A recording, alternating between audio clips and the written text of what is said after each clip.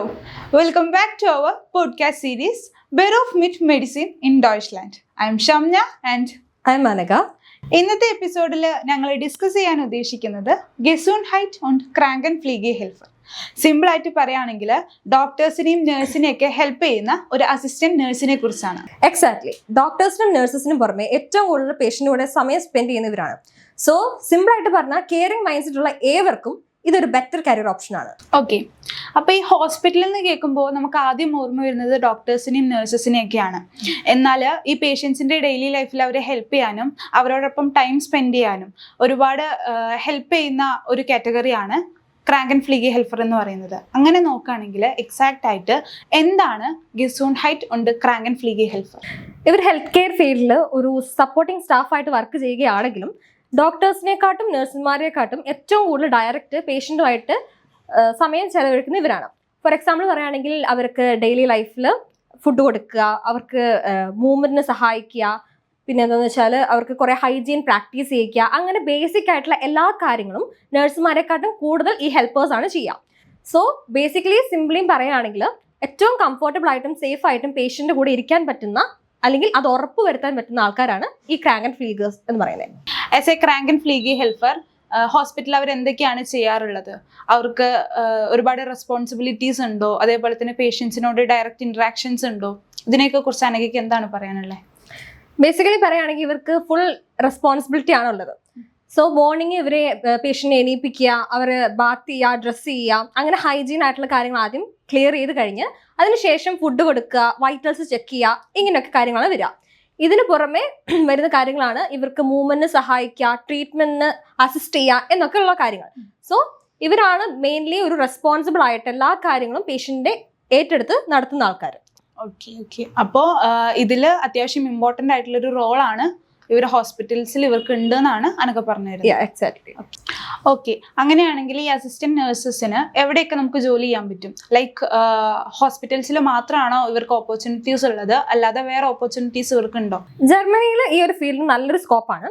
അത് ഹോസ്പിറ്റൽസ് മാത്രമല്ല, ക്ലിനിക്സ് ഉണ്ട്, ഓൾഡ് ഏജ് ഹോംസ് ഉണ്ട്, റീഹാബിലിറ്റേഷൻ സെന്റേഴ്സ് ഉണ്ട്, പിന്നെ അങ്ങനെ കുറേ സെക്ടേഴ്സ് ഉണ്ട് ഇതിന്. പിന്നെ മെയിൻലി പറയുകയാണെങ്കിൽ ജർമ്മനിയിൽ എൽഡർലി പോപ്പുലേഷൻ വളരെ അധികമാണ്.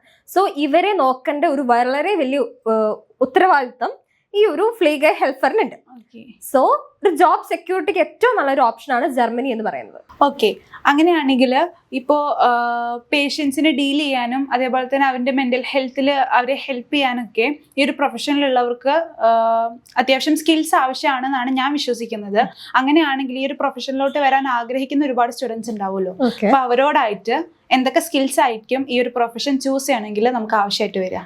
അതെ, ഈ ജോബിന് കുറച്ച് എസെൻഷ്യൽ ആയിട്ടുള്ള സ്കിൽസ് അത്യാവശ്യമാണ്. പറയുകയാണെങ്കിൽ empathy, social skills, mental strength, physical strength, അങ്ങനെ പല കാര്യങ്ങളും എസെൻഷ്യൽ ആയിട്ടുള്ള സ്കിൽസും ഭയങ്കര ഇമ്പോർട്ടൻ്റ് ആണ് ഈ ഒരു ഫീൽഡിൽ. സോ ഒരു മെന്റൽ കപ്പാസിറ്റി അല്ലെങ്കിൽ ഒരു സ്ട്രെങ്ത് ഇല്ലാത്ത ഒരാൾക്ക് ഈ ഒരു ഫീൽഡ് കുറേ ഡിഫിക്കൽട്ടായിട്ട് ഫീൽ ചെയ്യാൻ ചാൻസസ് കൂടുതലാണ്. സോ ഇതൊരു ജസ്റ്റ് ഒരു സിമ്പിൾ ജോബ് മാത്രമല്ല, നല്ല ഫിസിക്കൽ സ്ട്രെങ്ത്തും മെന്റൽ കോൺഫിഡൻസും ഉള്ളൊരു വേണ്ട ഒരു ജോബാണ്. ഓക്കെ, അപ്പോൾ നമ്മൾ ഈ ഒരു പ്രൊഫഷനിലോട്ട് വരാൻ ആഗ്രഹിക്കുന്ന സ്റ്റുഡൻസിന് ആവശ്യമായിട്ടുള്ള സ്കിൽസിനെ കുറിച്ച് നമ്മളിപ്പോൾ ഡിസ്കസ് ചെയ്തു. ഇപ്പോൾ ഈ പോഡ്കാസ്റ്റ് കണ്ടുകൊണ്ടിരിക്കുന്ന ഒരുപാട് സ്റ്റുഡൻസിന് മേ ബി ഈ ഒരു പ്രൊഫഷൻ പാഷനായി ചൂസ് ചെയ്യണം എന്ന് ആഗ്രഹം ഉണ്ടാവും. അങ്ങനെ ആഗ്രഹിക്കുന്നവരാണെങ്കിൽ ഞാൻ മനസ്സിലാക്കിയെടുത്തോളം ഈ ഒരു പ്രൊഫഷൻ ചൂസ് ചെയ്യുന്നവരുടെ ഫസ്റ്റ് സ്റ്റെപ്പ് എന്ന് പറയുന്നത് ജർമ്മൻ ലാംഗ്വേജ് ആയിരിക്കും. അങ്ങനെ ജർമ്മൻ ലാംഗ്വേജ് പഠിക്കണം എന്നുണ്ടെങ്കിൽ സ്റ്റുഡൻസ് ഏത് ലെവൽ വരെ ജർമ്മൻ ലാംഗ്വേജ് പഠിക്കേണ്ടി വരും. At the same time language പഠിച്ച് ജർമ്മനിയിലോട്ട് പോയി കഴിഞ്ഞാൽ സ്റ്റൈപ്പൻഡ്, അതാണ് ജർമ്മനി എത്രത്തോളം ട്രെൻഡിങ് ആക്കി മാറ്റിയത് എന്നാണ് ഞാൻ വിശ്വസിക്കുന്നത്. അങ്ങനെയാണെങ്കിൽ എത്രത്തോളം സ്റ്റൈപ്പൻഡ് നമുക്ക് സ്റ്റുഡൻസിന് കിട്ടും, അറ്റ് ദ സെയിം ടൈം പഠിച്ചു കഴിഞ്ഞ് ജോലിക്ക് കയറുമ്പോൾ സാലറി എങ്ങനെയായിരിക്കും? Let's break it clearly. Germany എന്നുള്ള കൺട്രിയിൽ ഏറ്റവും വലിയ ഇമ്പോർട്ടൻസ് അവർ കൊടുക്കുന്ന ലാംഗ്വേജിനാണ്. സോ പറയുകയാണെങ്കിൽ B1 അല്ലെങ്കിൽ B2 ലെവൽ അത്യാവശ്യമാണ്. അതും 4 modules മസ്റ്റാണ്. പിന്നെ സ്റ്റൈപ്പൻ്റെ കാര്യം പറയുകയാണെങ്കിൽ ഓരോ ഷൂളെ ബേസ് ചെയ്ത് വെച്ചിട്ട് നമുക്ക് ഏത് ഷൂളാണോ കിട്ടുന്നത് അതിനനുസരിച്ച് അവിടെ ഒരു മന്ത്ലി ഒരു ഇത്ര €1 നമുക്ക് കിട്ടും. അത് സ്പെസിഫിക്കലി നമുക്ക് പറയാൻ പറ്റില്ല, ഓരോ ഷൂളെ ബേസ് ചെയ്തിട്ടായിരിക്കും നമുക്ക് കിട്ടുക. പിന്നെയെന്ന് പറഞ്ഞാൽ സാലറി നമുക്ക് സ്റ്റാർട്ടിങ്ങിലൊക്കെ ഒരു €2,000 തൊട്ട് €3,000 വരെ നമുക്ക് ലഭിക്കും. അത് വർഷം കൂടുന്നതിനനുസരിച്ച് നമ്മുടെ സാലറിയും കൂടും. സോ പറയുകയാണെങ്കിൽ നമുക്ക് പഠിക്കുന്ന സമയത്ത് തന്നെ ഏൺ ചെയ്യാനുള്ള ഒരു ചാൻസ് പ്രൊവൈഡ് ചെയ്യുന്നൊരു ഓപ്ഷനാണിത്. ഓക്കെ, അപ്പോൾ ഈ ക്രാങ്കൻ ഫ്ലീഗെ ഹെൽപ്പർ എന്നൊരു പ്രൊഫഷൻ ചൂസ് ചെയ്യണമെങ്കിൽ അതിൻ്റെ ഫസ്റ്റ് സ്റ്റെപ്പ് എന്ന് പറയുന്നത് ജർമ്മൻ ലാംഗ്വേജ് ആണ് എന്നുള്ളത് നമ്മൾ സംസാരിച്ചു. ഇങ്ങനെ ഒരു ജർമ്മൻ ലാംഗ്വേജ് പഠിക്കാൻ ആഗ്രഹിക്കുന്ന ഒരുപാട് സ്റ്റുഡൻസ് ഉണ്ടാവുമല്ലോ. അങ്ങനെയാണെങ്കിൽ അനഘയുടെ എക്സ്പീരിയൻസിൽ ഏറ്റവും ബെറ്റർ ആയിട്ടുള്ള ഒരു ഇൻസ്റ്റിറ്റ്യൂഷൻ അവർക്ക് സജസ്റ്റ് ചെയ്യുകയാണെന്നുണ്ടെങ്കിൽ അനഘ ഏത് സജസ്റ്റ് ചെയ്യും?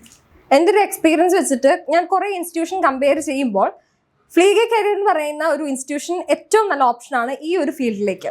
സോ ഞാൻ പേഴ്സണലി റെക്കമെൻഡ് ചെയ്യുന്നത് എല്ലാവർക്കും ഈ ഒരു ഓപ്ഷൻ തന്നെയാണ്. ഈ ഒരു ഇൻസ്റ്റിറ്റ്യൂഷനിൽ A1 തൊട്ട് B2 വരെ ക്ലാസ്സസ് പ്രൊവൈഡ് ആണ്. എക്സാം പ്രിപ്പറേഷൻ ക്ലാസ്സസ് ഉണ്ട്, പിന്നെ ഗൈഡൻസ് ക്ലാസ്, അങ്ങനെ എല്ലാ ബേസിക് ആയിട്ടുള്ള കാര്യങ്ങളും നിങ്ങൾക്ക് വേണ്ട എല്ലാ പ്രോപ്പർ ഗൈഡൻസും ഈ ഒരു ഇൻസ്റ്റിറ്റ്യൂഷനിൽ പ്രൊവൈഡ് ചെയ്യുന്നതാണ്.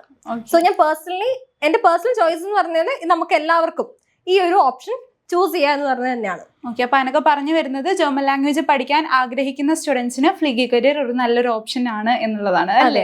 ബെറൂഫ് മിറ്റ് മെഡിസിൻ ഇൻ ഡോയ്ച്ച്ലാൻഡ് എന്ന പോഡ്കാസ്റ്റ് സീരീസിലെ ഗെസൂൺഹൈറ്റ് und ക്രാങ്കൻ ഫ്ലീഗെ ഹെൽപ്പർ എന്ന ഈ ഒരു എപ്പിസോഡ് നമ്മൾ ഇവിടെ വൈൻഡപ്പ് ചെയ്യുകയാണ്. ഈ ഒരു പോഡ്കാസ്റ്റിലെ അടുത്ത എപ്പിസോഡുമായിട്ട് വരുന്നത് വരെ ച്യൂസ്.